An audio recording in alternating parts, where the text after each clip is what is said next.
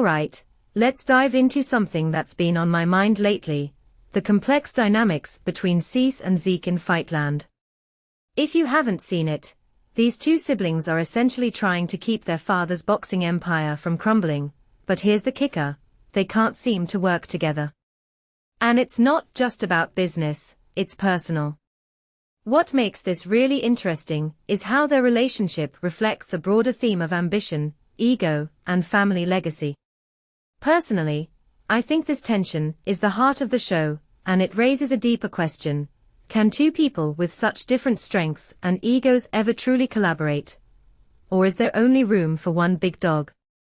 First off, let's talk about Cece and Zeek's roles. Cece, played by Anita-Joy Uwajeh, is the brains, shrewd, calculated, and business-minded.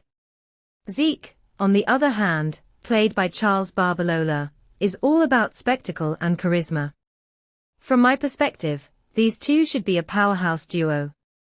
Cece could handle the logistics, while Zeek brings the flair needed to promote fights. But here's where it gets messy. Their egos are constantly clashing. One thing that immediately stands out is how both of them are trying to prove themselves, not just to each other, but to their absent father, Kingsley.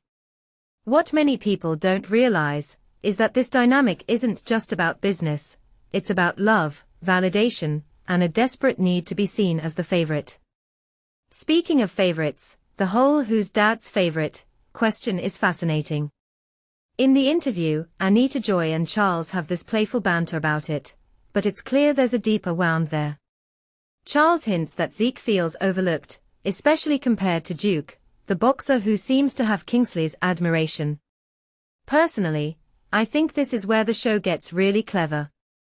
It's not just about sibling rivalry, it's about the pain of not measuring up to someone else's expectations. If you take a step back and think about it, this is a universal struggle. How many of us have felt like we're competing for someone's approval? What this really suggests is that Cece and Zeek's inability to work together isn't just about ego, it's about fear. Fear of failure, fear of being overshadowed, fear of not being enough. A detail I find fascinating is how Anita-Joy mentions that Cece is aware of Kingsley's disappointment in Zeek, and yet, she still can't fully step into her role without butting heads with him. This raises a deeper question. Can you truly lead when you're still fighting for your own place in the world? Now, let's talk about the potential for these two to actually work together. In the interview, Anita-Joy suggests that if they could just accept their roles, one as president, one as vice president, they could be unstoppable. But here's the thing, acceptance is hard when you've been raised in a culture of competition.